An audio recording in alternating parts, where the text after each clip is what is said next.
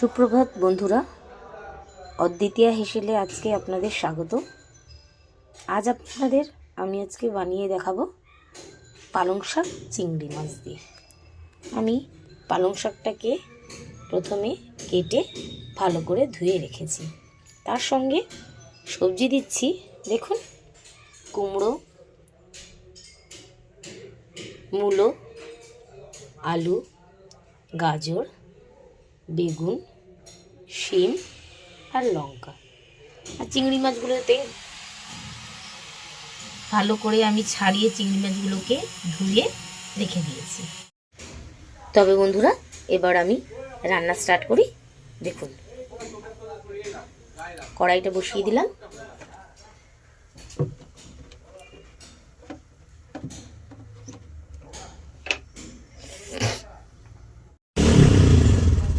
কড়াইটা গরম হয়ে গেলে এরপর আমি এতে সর্ষের তেল দিয়ে দেব।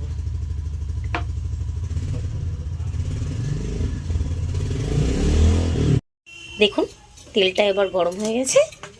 এর মধ্যে আমি চিংড়ি মাছগুলো নুন হলুদ মাখিয়ে রেখে দিয়েছিলাম, সেটা দিয়ে দিলাম।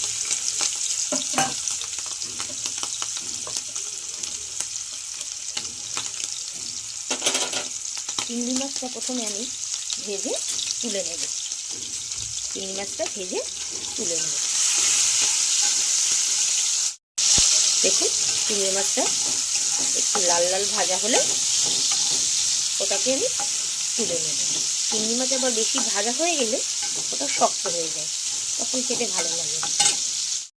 দেখুন, চিংড়ি মাছটা ভেজে আমি তুলে নিয়েছি।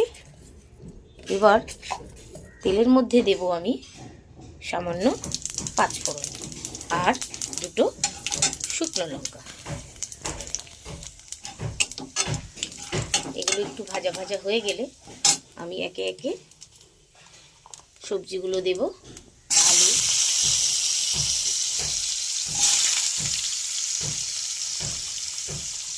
গাজর,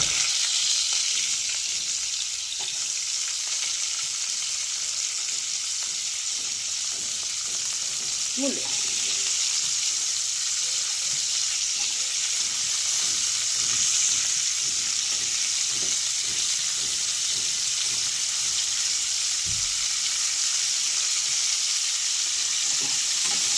ভালো করে একটু নাড়াচাড়া দিয়ে ভেজে নেব।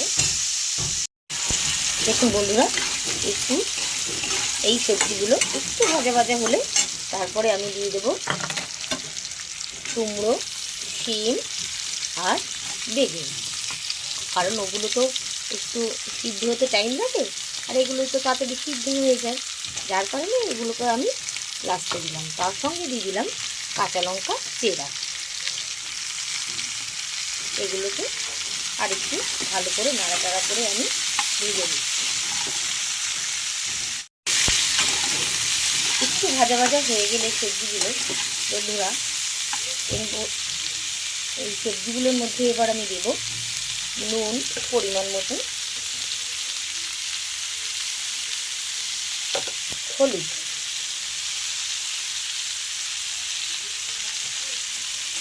এগুলোকে ভালো করে সবজিগুলোর মধ্যে মিশিয়ে নাড়াচাড়া করে দেব। এবার সবজিগুলো একটু নরম হয়ে আসলে এর মধ্যে দিয়ে দেবো আমি পালং শাক, যেগুলো আমি ধুয়ে রেখেছিলাম আগে থেকে, সেই পালং শাক।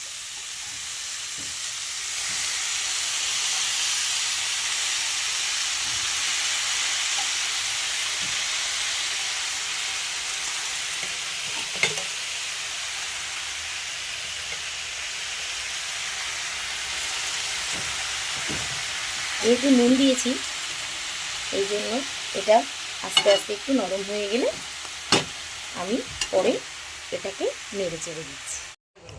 দেখুন বন্ধুরা, আমি পালং শাকটাকে চাপা দিয়েছিলাম, কীরকম দেখেছেন, একটু নরম মতন হয়ে গেছে।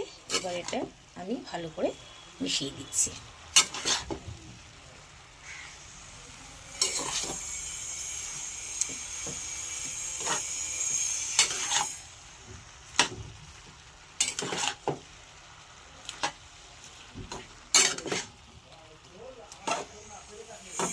আবার একটু হালকা চাপা দিয়ে রাখবো।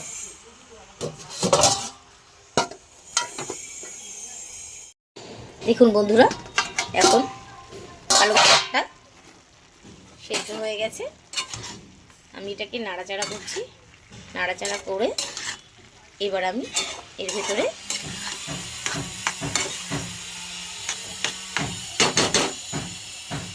চিংড়ি মাছগুলো দিয়ে দেবো, ভাজা যে চিংড়ি মাছগুলো সেগুলো।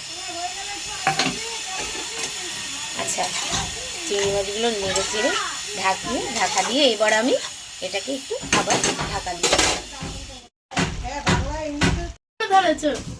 দেখুন বন্ধুরা, এবার আমি এটাকে ঢাকাটা খুললাম, খুলে আবার একটু নাড়াচাড়া দিলাম।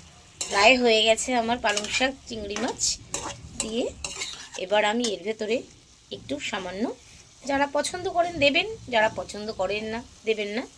আমি তো পছন্দ করি, একটু মিষ্টি মিষ্টি না হলে চচ্চড়িতে ভালো লাগে, তাই জন্য আমি একটু চিনি দিয়ে দিলাম।